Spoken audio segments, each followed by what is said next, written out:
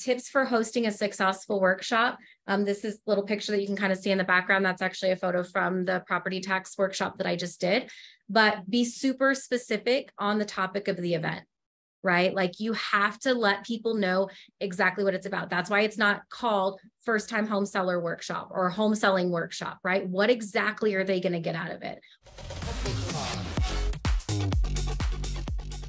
What's in it for them?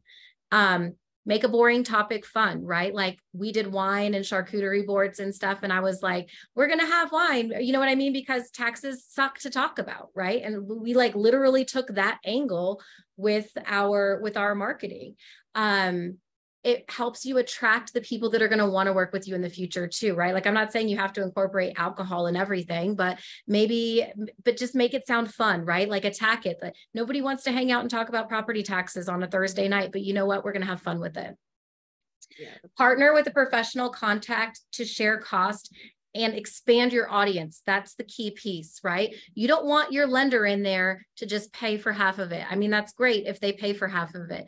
But what you want more importantly is you want them to invite their audience, right? So who is a professional that makes sense with whatever topic it is?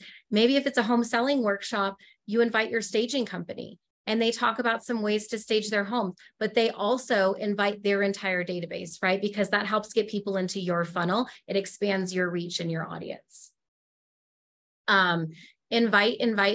I probably invited 2,000 people to my workshop between my farm area and just my sphere of influence and the places that it got shared. Jamie, I know you've done some workshops like this before in the past too. You have to invite a ton of people. And there's a process too. Don't just invite them once. Make sure you have a follow-up. You've got emails, you have text messages going out, phone calls, like leverage. Mm-hmm. I mean, how many emails and text messages and Facebook posts did we end up sending out about this free class? Like, I think we probably sent 11 or 12 or did 11 or 12 different versions of an invite. We ended up with over 1,500 people signing up for this class. So, but you have to keep reminding people because they'll see it and they'll be like, oh, I should do that. And then it disappears off their phone and they completely forget about it, right? We're in a world where you don't have people's attention span very long. Especially the week of, deliver at least 3 reminders the week of, and try to tell a success story during one of those reminders, right? You could say something like, let's say it's a home seller workshop. You could say something like, oh my gosh, I just closed on a property last week where my home seller was able to double, or whatever the success story was, the proceeds that they expected from the sale of their home, right? Or we were able to find them their dream home, or we were able to buy down their interest rate so their payment didn't actually go up that much on their next home. Text, Facebook, email, like literally homing pigeon, however you can get in front of these people, right? And then most importantly, deliver on your promise for the workshop, right? If you told them you're going to show them 10 ways to make more money on the sale of their home, make sure that you give them 10 ways to make more money on the sale of their home.